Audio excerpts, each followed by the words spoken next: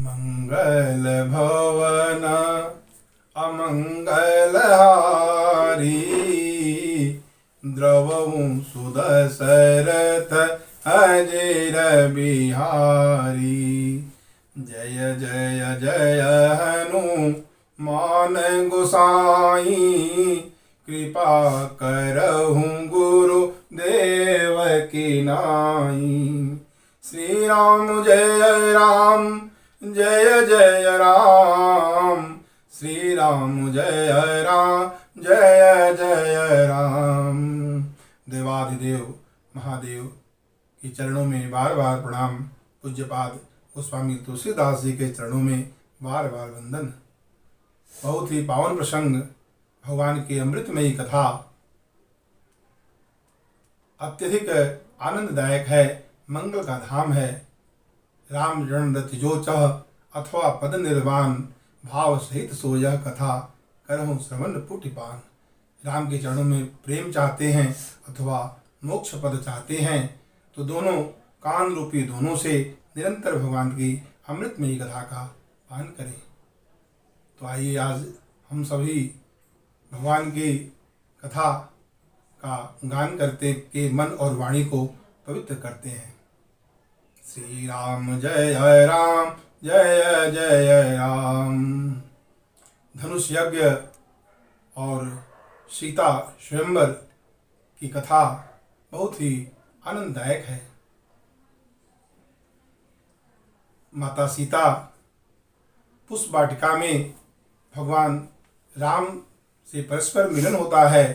तत्पश्चात गौरी पूजन करती हैं और गौरी पूजन करने के बाद माता भवानी आशीर्वाद देती हैं। मन जाहि राचहु मिलहि सो बरु, सहज सुंदर सावरु। करुणा निधान सुजानशील, स्नेह जानत रावरो। ऐसा आशीर्वाद पा करके माता सीता अपने सखियों के साथ जाती हैं आनंदित होकर के। और इधर राम और लक्ष्मण पुष्प चयन करके पूजन हेतु विश्वामित्र जी के पास आते हैं और विश्वामित्र भी प्रसन्नचित होकर के आशीर्वाद देते हैं। सुफल मनोरथ हो ही तुम्हारे, जो मनोरथ है वह सफल हो। आशीर्वाद पाकर दोनों हर्षित होते हैं। तत्पश्चात संध्या वंदन करते हैं, कथा होती है, विश्राम करते हैं और सुबह जब जागते हैं तो लखन लाल जी भगवान राम की महिमा का गान करते हैं। और इस तरह वह दिन धनुष यज्ञ का दिन है और राम और लक्ष्मण आनंदित हैं।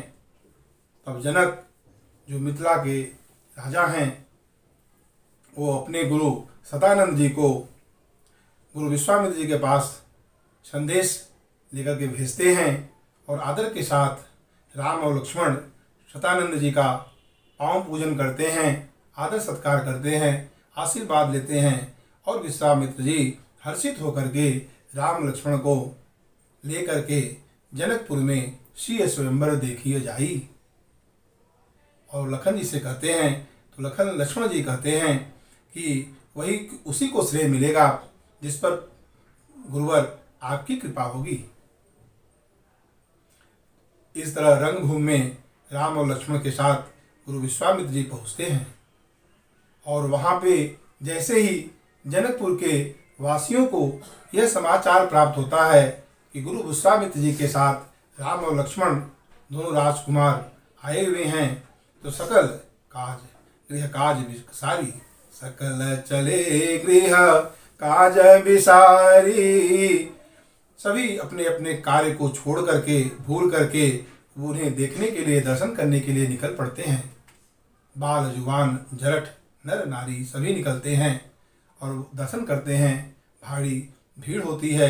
जनक जी अपने विश्वास पात्र सेवकों को बुला करके व्यवस्था संभालने के लिए कहते हैं और जनक जी अपनी कथा बताते हैं और विश्वामित्र जी राम और लक्ष्मण को लेकर के यज्ञ रचना जो धनुष यज्ञ है रंगभूमि वह रचना देखते हैं और जहाँ जहाँ विश्वामित्र जी राम और लक्ष्मण को लेकर चलते हैं, वो सभी नर नारी मिथिला के आनंदित होकर के दर्शन का लाभ लेते हैं।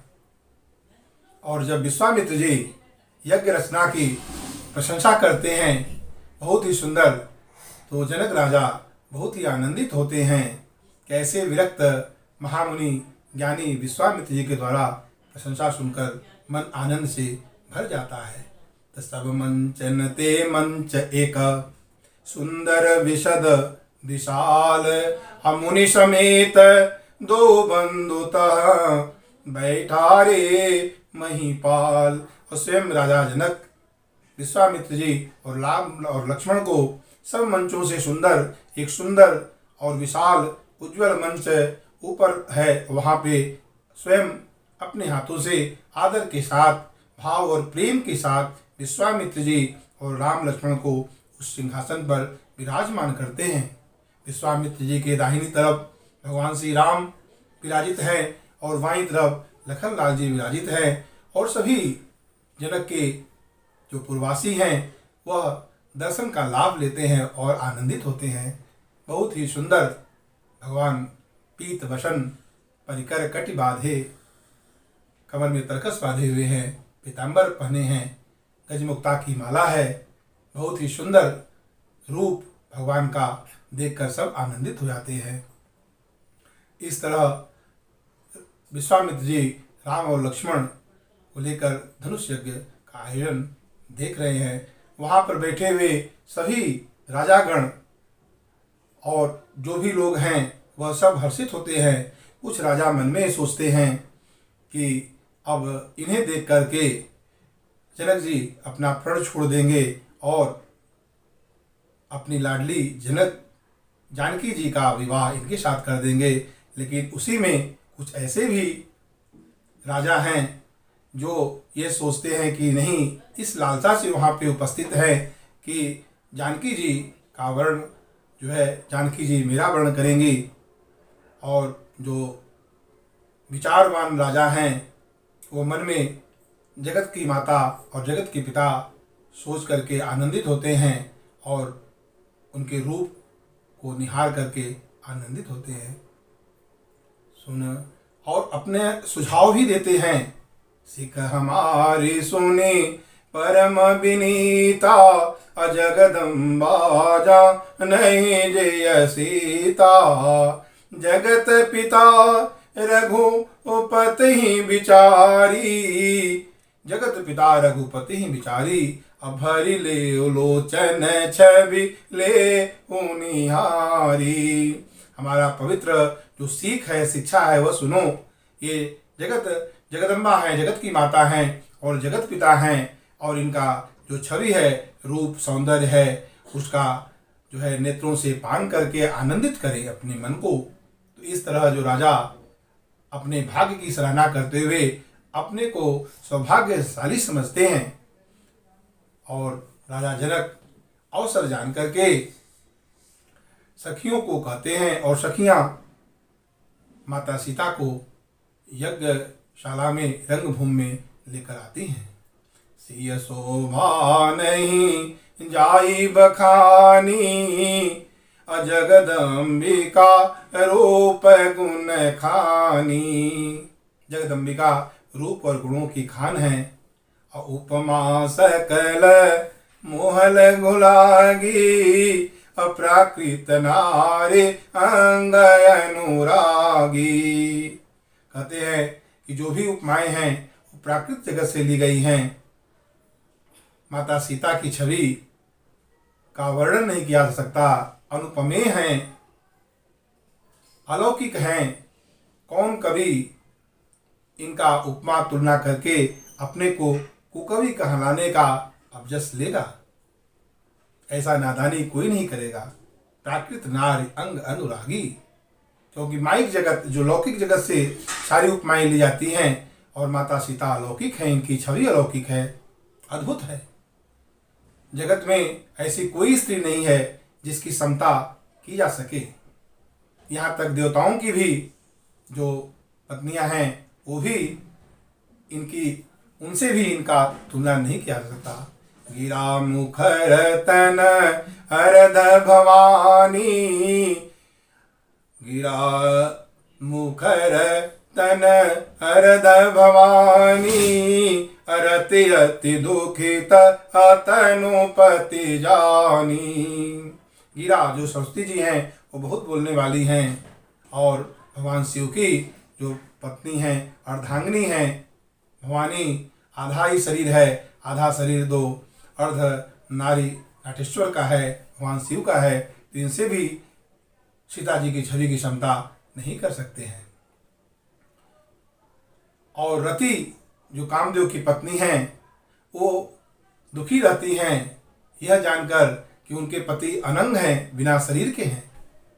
अब विषवारुणी मध्य विषवारुणी बंधु प्रिय जेहि, अकहि रमा सम किमि वैदेही।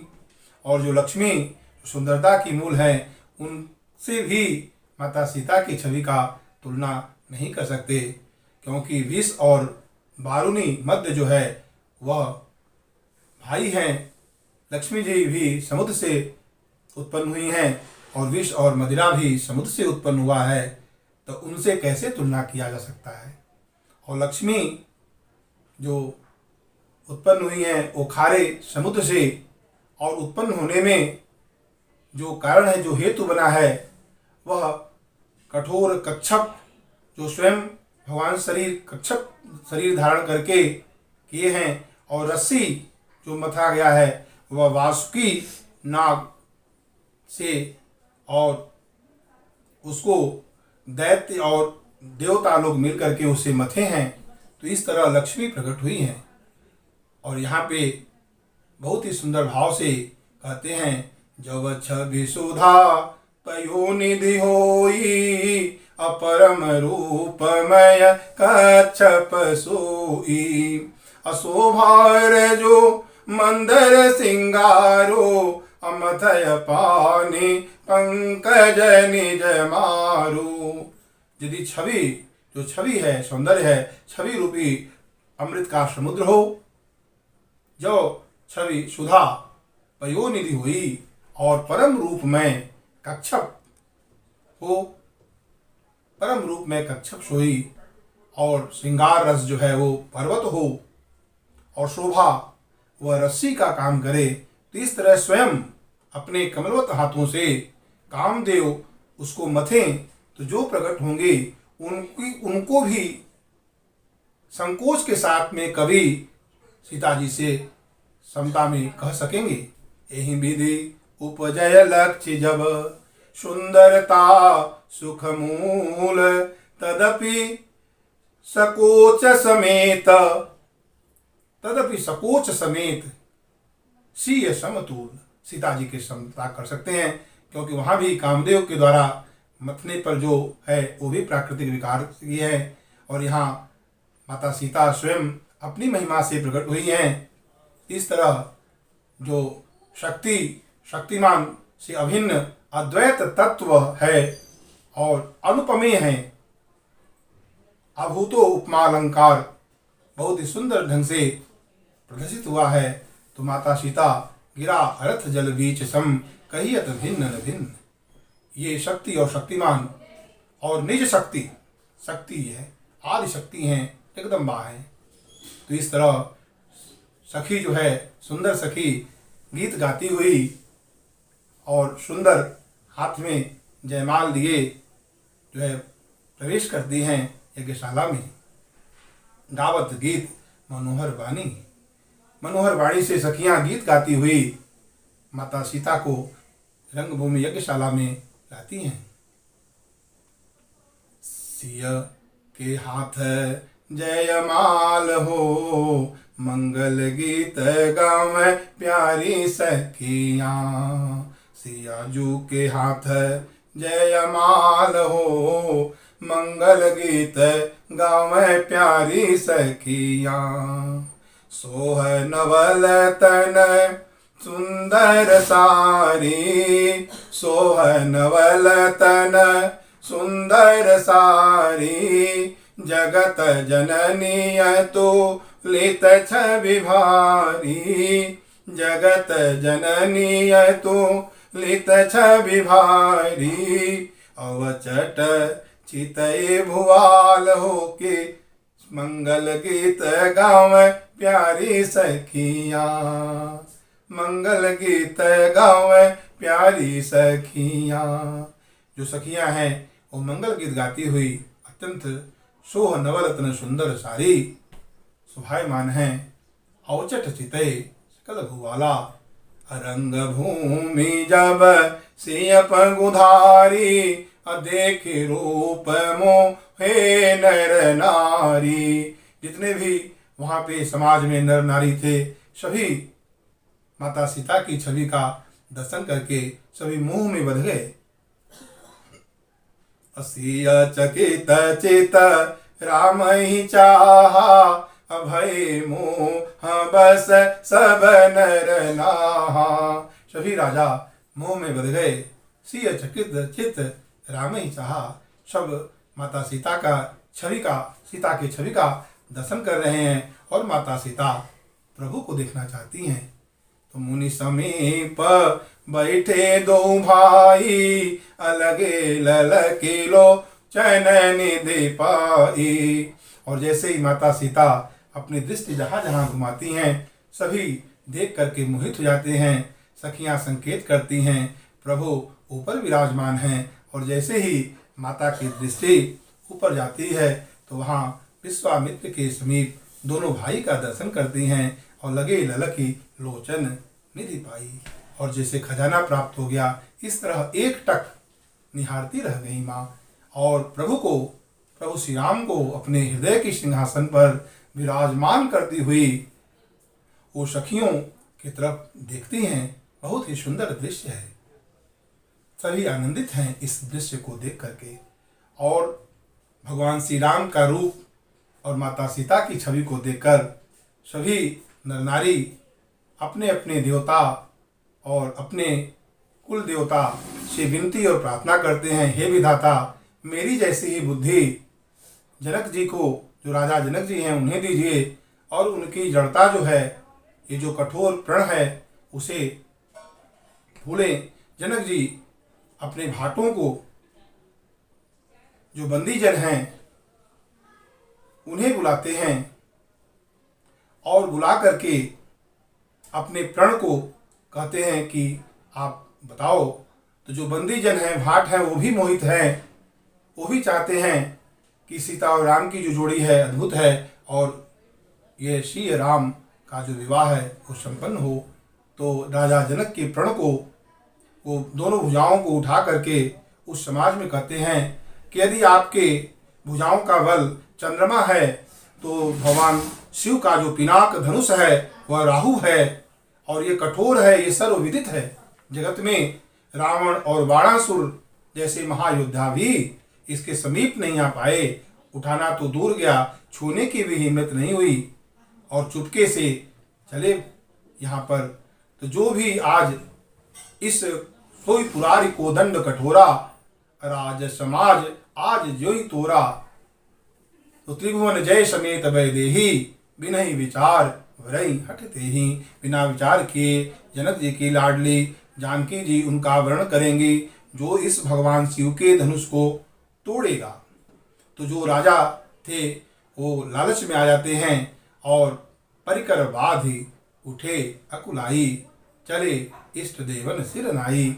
अपना कमर कसते हैं, अकुला करके उठते हैं और फिर अपने अपने इष्ट देव को प्रणाम करके धनुष उठाने के लिए चलते हैं। तो बाकी जो राजा थे उनके विचार के वो सब अपने अपने इष्ट देव से मनाते हैं कि इनसे धनुष न टूटे। तो इस तरह सभी एक एक करके राजा श्रीहत होकर के लज्जा और संकोच के साथ आकर के अपने समाज में बैठ जाते हैं। बड़ी वीरता कीर्ति ये सब जैसे धनुष के हाथ हार जाते हैं। तो गोस्वामी तुलसीदास जी कहते हैं, भूपद सहस दस एक ही बारा, अलगे उठावन और टरई न टारा। डगई न शंभो सरासन कैसे, कामी बचन सती मन जैसे। 10,000 राजा एक साथ धनुष को उठाने के लिए जाते हैं, निगाह गड़ाते हैं, करोड़ों प्रकार से उपाय करके उठाने का प्रयास करते हैं, असफल हो जाते हैं और संकोच और लज्जा के साथ, उदास मन के साथ आकर अपने समाज में बैठ जाते हैं। वह धनुष कैसे नहीं दिखता? जैसे सती को जो कामी का जो वचन है उसे विचलित नहीं कर पाता, चलायमान नहीं कर पाता, ऐसे ही वो शंभु जो पिनाक है वह तिल भर भी नहीं छूटता है। राजा जनक जब देखते हैं राज समाज में राजाओं को, तो वो सोचते हैं कि सभी जो वीर कहलाते हैं अपने को, वो आज से अपने को वीर का संबोधन नहीं करेंगे। और रहु चढ़ायु तोरब भाई, तिल भर भूमि न सके छुड़ाई, अतजहु आस निज निज गृह जाओ, लिखा न विधि वैदेही विभाऊ। माखई भट्ट अब को जनि माखय भट्ट मानी, वीर विहीन मही मैं जानी। मैं समझ गया कि यह पृथ्वी वीरों से रहित है, कोई अपने को वीर नहीं कहेगा। इस तरह से वो दुखित होते हैं और कहते हैं कि यदि मैं अपना प्राण छोड़ता हूँ तो कीर्ति नष्ट होगी और अपने प्रण पर अड़िग रहता हूँ तो हमारी जो लाडली जानकी जी है, किशोरी जी हैं, वो कुंवारी रह जाएगी, क्या करें। और ये जब कहते हैं कि वीर विहीन मही मैं जानी, तब माथे लखन कुटिल भई भौवे, अरद पट फरकत नयन रिसावे। लखन लाल जी आवेश में आ जाते हैं, क्रोध में आ जाते हैं, भवें टेढ़ी हो जाती है और लाल नेत्रों से आवेश में कहते हैं, कहीं न सकत रघुवीर डर। रघुवीर के डर से, संकोच से कह नहीं पाते हैं, लेकिन जनक जी की जो वाणी है वो बाण की तरह उन्हें लगती है और प्रभु के कमलवत चरण में अपना सिर मस्तक रख करके वो कहते हैं कि रघुवंशी मह जह को होई। यदि इस समाज में रघुवंशी में एक भी कोई है तो इस तरह का कोई बात नहीं कह सकता, जैसी बात जनक जी जो है अनुचित कहे हैं। कही जनक जस अनुचित वाणी, अविद्यमान रघुकुल मणि जानी। रघुकुल मणि के उपस्थित होते हुए समाज में जनक जी ने अनुचित वाणी कहा है। भगवान श्री राम रघुकुल मणि हैं, तो इधर फड़ी है और फड़ी ललकारते हैं और उन्हें कहते हैं, प्रभु यदि आपका आज्ञा हो, आपका आदेश हो, जो तुम्हार अनुशासन पाऊं, दंडक इव ब्रह्मांड उठाऊं। यदि आपका आदेश हो तो इस धनुष को, इस ब्रह्मांड को हम गेंद की तरह उठा सकते हैं। काचे घट जिमी फोरऊ डारो, असक मोरे मूलक जिमी तोरे। और सुमेर पर्वत को मूली की तरह तोड़ मरोड़ सकते हैं। यदि आपका आशीर्वाद और आदेश हो तो हम ये कौतुक दिखाएं। और जो जन सत प्रमाण लय धावो, मिनाल की तरह दंडक जो छत्र है, जो उग्रमुक्ता का पौधा, उसकी तरह मैं इसे रौद डालूं यदि आपका आदेश पाऊं। लेकिन प्रभु ये सारा कार्य आप तब प्रताप महिमा भगवाना, आपके प्रताप से करूंगा, आपके आशीर्वाद से करूंगा।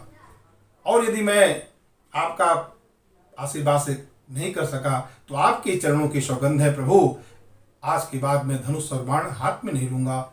इस तरह जब जनक जी को लक्ष्मण लाल आवेश में कहते हैं तो जनक जी संकोच में सकुचा जाते हैं और माता सीता हर्षित हो जाती हैं। मुनि और जो सज्जन राजा हैं वो प्रसन्न चित्त हो जाते हैं।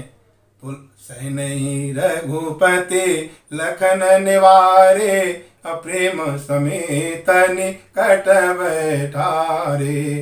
प्रेम के साथ अपने पास में बैठा लेते हैं, अपनी दाहिनी तरफ लखन लाल जी को बैठा लेते हैं।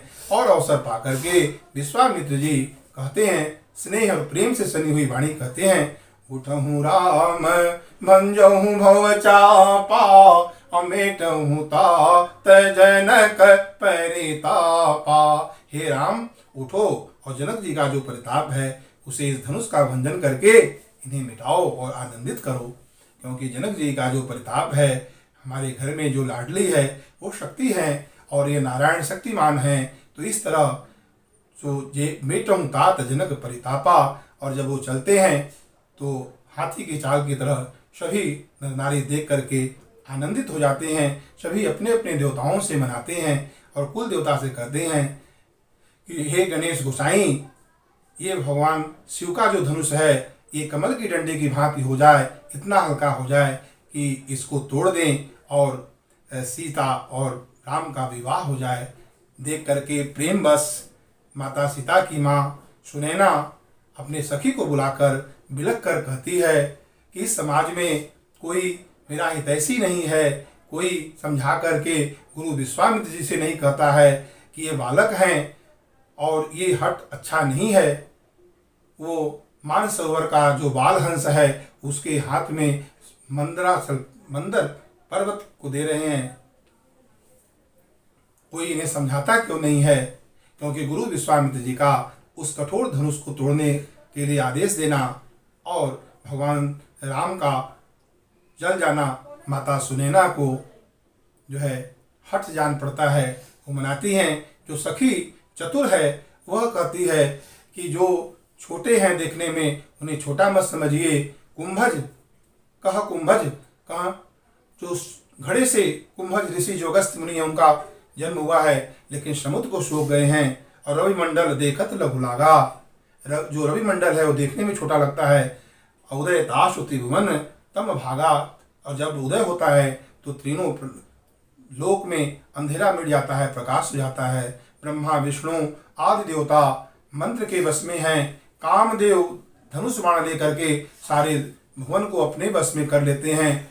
तो तेजवान को छोटा नहीं समझो। जब सखी समझाती हैं तो उनका विश्वास बढ़ जाता है माता सुनैना का, और प्रीति बढ़ जाती है उसमें। जब माता सीता जब देखती हैं तो वो भी मन में क्षोभ होता है और अपने पिता जनक के प्रण को याद करके मन दुखी कर लेती हैं और प्रार्थना करती हैं, जिस देवता से मनाती हैं कि हे प्रभु, हमने जो भी सेवा किया है वह आज जो है हमें आशीर्वाद दीजिए, प्रभु इस कठोर धनुष को तोड़ सके। मन ही मन मनावय कुलानी, अतोरहूँ मन ही मन मनाती हैं। होहूँ प्रसन्न महेश भवानी, अगणनायक वरदायक देवा। गणेश जी से कहती हैं जो वर देने वाले हैं कि आप अपना प्रभाव दिखाइए और बार बार विनती सुन मोरी, हमारी विनती सुन करके जो धनुष की जो गरुता है, जो भारीपन है, उसको इतना हल्का कर दीजिए कि प्रभु इसको तोड़ सकें। और माता सीता को विकल देख करके भगवान प्रेम के वश हो जाते हैं। अस जिय जानकी देखी, प्रभु लखी जान विषय की।